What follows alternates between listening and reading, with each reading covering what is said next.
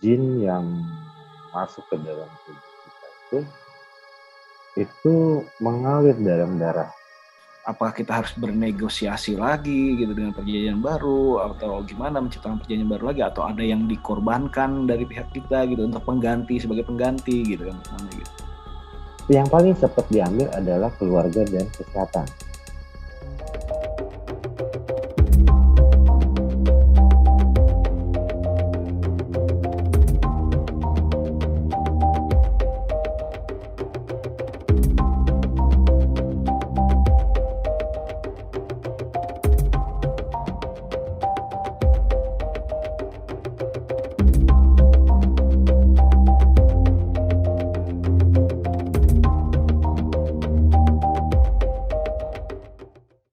Assalamualaikum warahmatullahi wabarakatuh.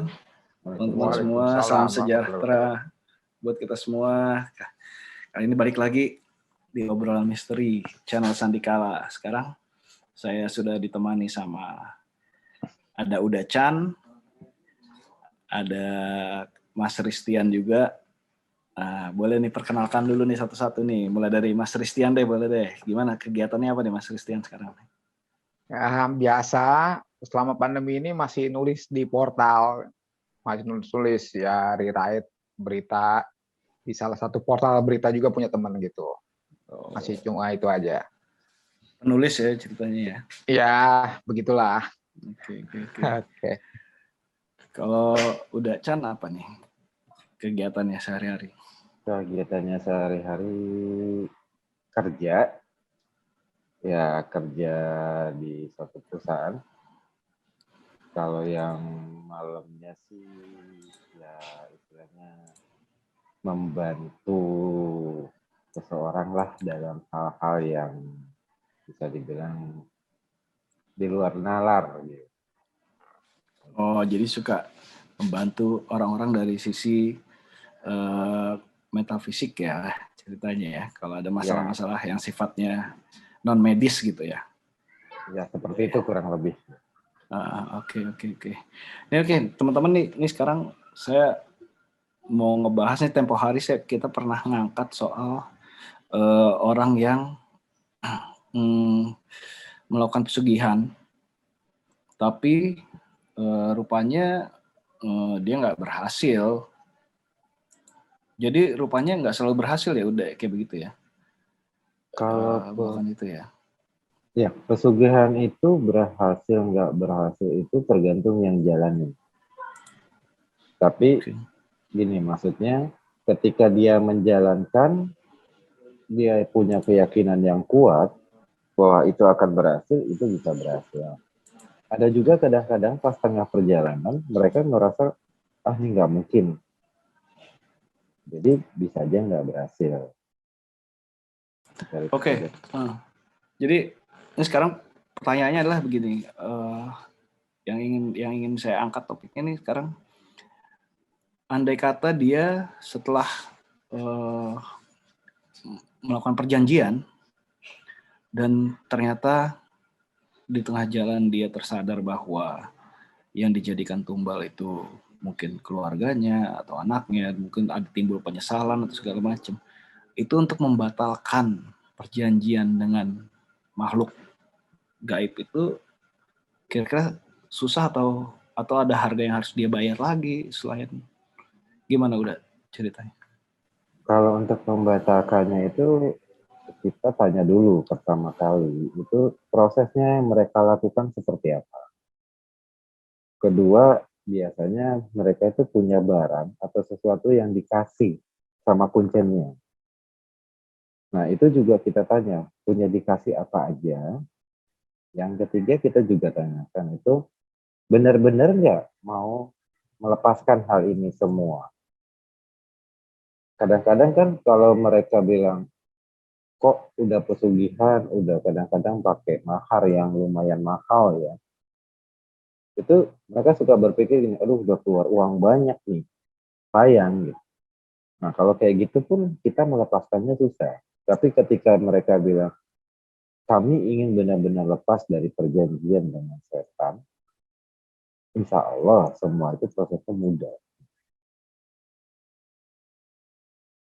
Udah pernah selama beberapa kali pengalaman udahlah membantu orang, pernah nggak dapat kasus seperti ini, ingin membatalkan gitu? Pernah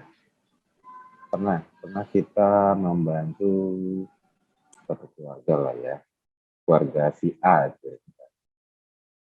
Dia itu punya kehidupan yang tadinya lumayan bagus, bisa dikatakan enak. Kemudian yang namanya mungkin manusia ya, ingin berlebih, jadi dia mencoba mencari alternatif untuk menambahnya atau menyelesaikan masalah-masalah yang dia hadapi. Dia pergi ke berbagai tempat di daerah ya Jawa Barat, Jawa Tengah. Di situ dia bertanya kepada kuncen-kuncennya gimana supaya bisa menyelesaikan apa yang dia hadapi. Itu prosesnya banyak, yaitu dari siapkan sesaji, tapa, terus nanti ada istilahnya kalau orang bilang jimat atau misalnya orang sini bilang isim ya. Dia bawa kemanapun dia pergi. Tapi dia nggak sadar konsekuensinya ketika dia melakukan itu tuh ada hal yang akan dia ambil dari ini. Waktu itu dia cerita pengalamannya sebelum kita selesaikan ya kasusnya itu. Anaknya itu hampir dibawa masuk baik ke dalam arti hampir mati. Nah di situ dia mulai sadarnya bahwa yang ditumbalkan itu keluarganya yang ditumbalkan. Nah dia sadar dia nggak mau karena anaknya masih kecil. Ya. Akhirnya dia bilang, adalah kami benar-benar ikhlas untuk melepaskannya.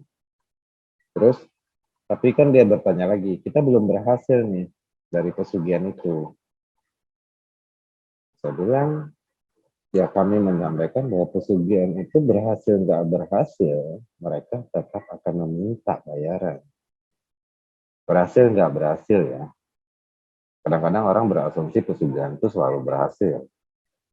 Tapi ada yang nggak berhasil dan si istilahnya jinnya lah ya, jinnya itu tetap meminta bayaran, misalnya ya keluarganya ada yang sakit atau sampai meninggal, bahkan sampai rezekinya tuh habis gitu.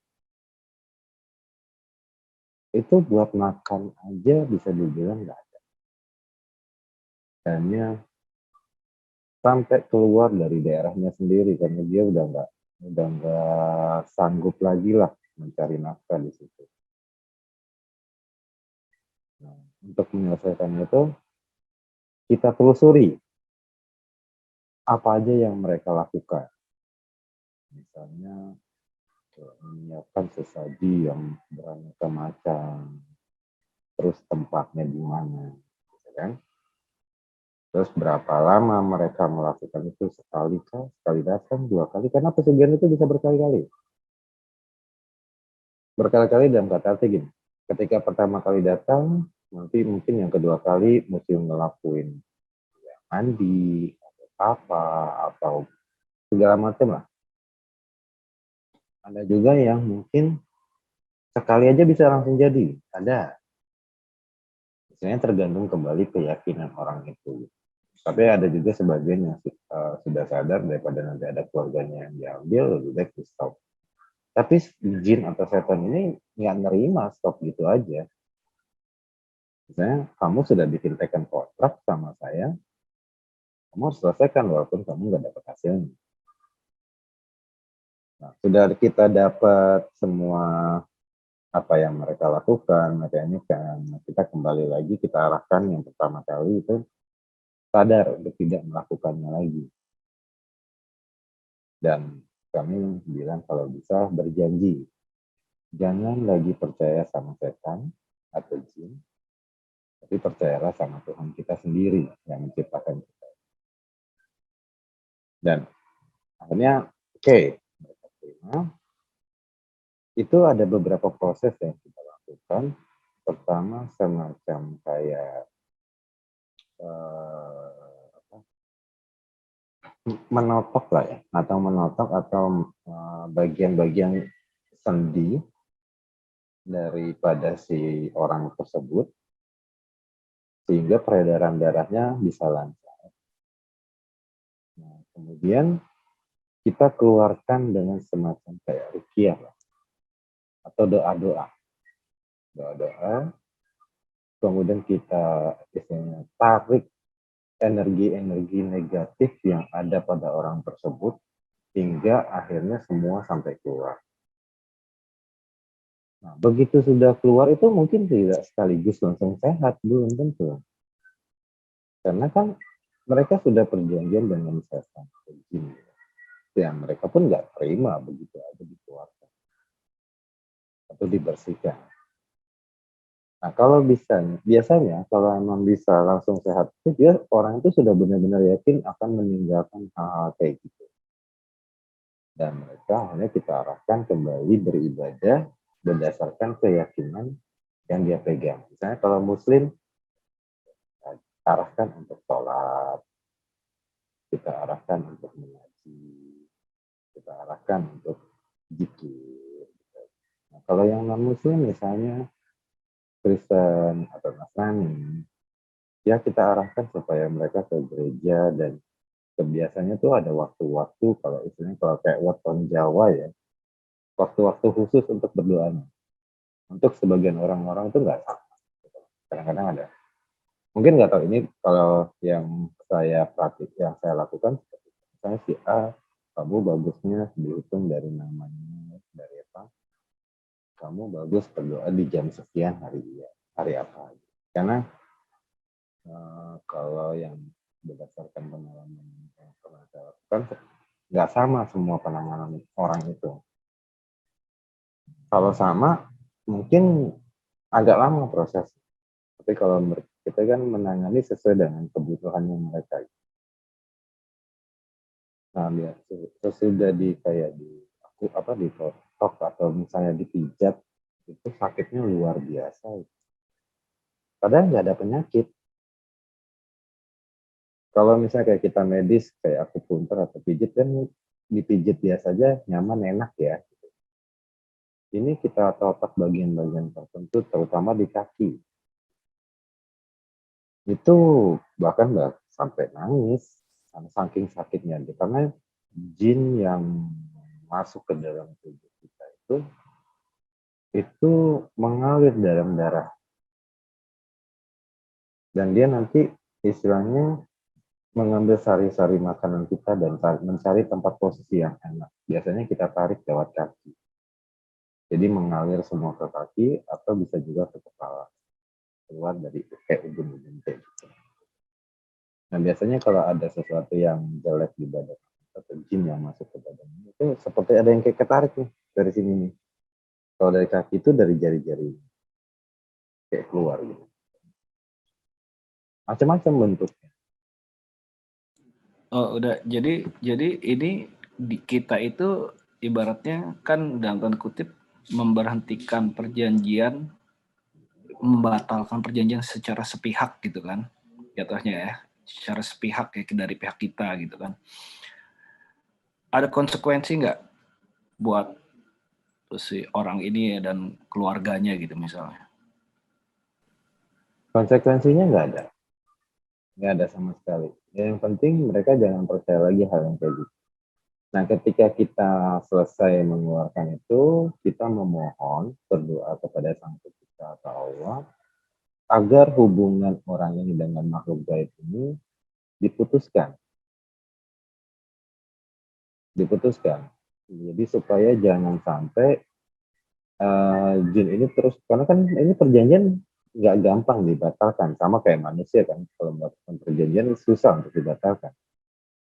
Tetapi kita minta sama yang kuasa bahwa jangan sampai orang ini terus-terusan diganggu sama hasil dari perjanjian mereka gitu. Biasanya hari-hari pertamanya itu si orang yang melakukan ini suka mimpi jelek ya. Suka mimpi-mimpi aneh karena dia marah-marah dikeluarin atau diputusin hubungannya dengan pelaku gitu kan. Setan sama jin ini akan coba terus menggoda gitu. Entah lewat mimpi, entah kadang-kadang masih kerasa sakit di badan, pegel-pegel, atau mungkin ngerasa nggak nyaman atau was-was. Nah biasanya yang sudah terjadi ya, dia itu info lagi ke kami. Info seperti ini, oke, akhirnya kita mencoba menetralisir lagi energi-energi negatif itu. Prosesnya yang udah pernah kami lakukan itu enggak sekali ya, mungkin 3 atau 4 kali. 3 dan 4 kali sampai benar-benar murni terlepas dari hal-hal yang kayak begitu. Tapi kami ingatkan bahwa kami tegaskan kepada mereka untuk tidak mengulangi.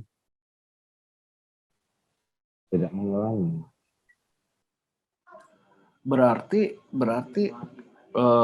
kalau dari yang saya tangkap sebenarnya nggak serumit dalam tanda petik ya, maksudnya dalam pandangan saya nggak serumit itu ya. Intinya tinggal janji nggak mengulangi, terus abis itu tentunya ada pengobatan totok tadi, terus segala macam. Tapi saya tadi berpikir bahwa ini ada perjanjian yang diucapkan, apakah kita harus bernegosiasi lagi gitu dengan perjanjian baru, atau gimana menciptakan perjanjian baru lagi, atau ada yang dikorbankan dari pihak kita gitu untuk pengganti, sebagai pengganti gitu kan misalnya gitu.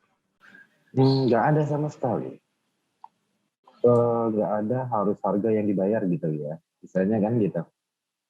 Nggak ada misalnya kamu putus perjanjian ini nanti kamu bikin perjanjian lagi dengan nggak. Yang penting adalah dia tidak melakukan lagi, itu yang pertama. Yang kedua, mulai hidupnya beribadah, kembali beribadah kepada ke Tuhannya menurut keyakinannya masing-masing. Itu lebih mudah. Tapi kadang-kadang manusia itu sesudah itu kan dia ingin nyoba lagi gitu. Pengen nyoba lagi tuh. Ada juga yang seperti itu. Akhirnya bukan tambah baik, tambah buruk gitu. Jadi kejadiannya waktu yang kemarin itu dia punya jimat aja. Itu kalau di total itu ratusan juta jimat. Dari hasil pesugihan itu. Nah, kemudian jimat itu kami hancurkan. Kalau yang dari kayu kami patahin, yang dari kertas dari kulit itu kita bakar. Semua kita bakar lah misalnya. Dan Jadi, udah, kalau orang yang sudah diobatin gitu sampai 4 kali itu benar-benar total hilang semua, atau memang masih ada jin-jin kadang-kadang masih menggoda atau apa gitu ya? masih hilang total bisa dikatakan bisa dengan catatan dia tidak mengulangi. Tapi gangguan itu tetap ada. Gangguan itu tetap ada. Mereka karena masih sifatnya jin ini kan mengganggu manusia. Jadi mungkin dia mengganggu lewat luar lingkungan sekitar yang udah yuk kita ke tempat ini nanti bisa begini. Terus ada juga nanti gangguan dari mungkin keluarga, mungkin teman-teman gitu kan. Atau juga biasanya ada yang lewat mimpi, bisa gitu juga. Lewat feeling, perasaan nggak nyaman. Karena mereka jin ini udah tahu dia pernah melakukan, pasti dia akan menggoda lagi untuk melakukannya.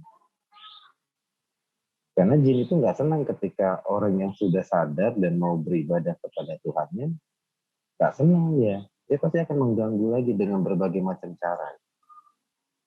Tapi kembali ke keyakinan kita, kuat nggak kita untuk tidak mengulangi lagi. Kata orang jalan pintas itu lebih enak kan? Tapi resikonya ketika kita mengambil pesugihan atau perjanjian dengan jin, itu ada 3 hal yang utama yang akan diambil. Pertama, diri kita sendiri, itu kesehatan. Kita bisa drop, bahkan sakit nggak sembuh-sembuh. Yang kedua, keluarga. Keluarga kita bisa aja ada yang hilang, ada yang sakit nggak sembuh-sembuh. Atau juga rezeki. Ketika kita lagi prosesnya maju, yang usaha maju, bisa-bisa tiba-tiba jadi bangkrut. Itu mungkin tiga hal yang akan diambil utama dari seseorang melakukan perjanjian atau istilahnya pesugihan atau misalnya ya istilahnya isi-isian ke dalam badan kita gitu. Tunggu dulu, kan ada juga yang misalnya dia pengen, katakanlah dia pengusaha tempat makan gitu, restoran, dia pengen tempat restorannya laku, di situ dia taruh apa, tapi ada tumbalnya gitu udah. Artinya kan secara rezeki dia mungkin akan meningkat gitu rezekinya gitu kan. Itu gimana tuh, Da? Ya itu hanya awalnya. Awalnya akan seperti itu. Misalnya contoh ya kayak tadi disampaikan. Misalnya dia buat suatu usaha lah. Tiba-tiba dia langsung drastis maju gitu kan. Berkembang pesat gitu. Pasti ada akhirnya. Misalnya tadi ada 3 hal tadi, ya keluarga, rezeki, atau kesehatan orang itu. Yang paling cepat diambil adalah keluarga dan kesehatan. Rezekinya belakangan. Tapi kalau misalnya dia mau nambah lagi, ya ujung-ujungnya dia bikin perjanjian baru lagi dengan yang lain. Oke, saya tumbang. Sering dengar lah cerita misalnya di internet atau di mana atau masyarakat yang umum. Ketika orang melakukan pesugihan, ada yang ditumbalkan, tak keluarga, tak saudara. Rezekinya terus berjalan. Tapi ada Atau juga yang atau karyawannya ya. Iya. Ada juga. Ada juga yang kayak begitu. Tapi lama-lama si yang melakukan ini kesehatannya menurun. Drastis menurunnya. Gak wajar kadang-kadang. Walaupun dia rezekinya banyak, tapi kesehatannya langsung drop abis. Nah, baru yang terakhir, dihancurkanlah usahanya itu. Itu yang sering terjadi. Oh, artinya usaha, jadi kalau misalkan pesugihan, walaupun kelihatannya awal berhasil, ujung-ujungnya dia akan tetap ini juga ya, akan tetap ya tetap gagal lah, balik ke awal mungkin seperti itu ya. Ya pasti gagal, karena yang berhubungan dengan jin atau setan atau makhluk-makhluk itu nggak ada yang abadi. Yang abadi cuma misalnya kita sama Tuhan kita. Okay.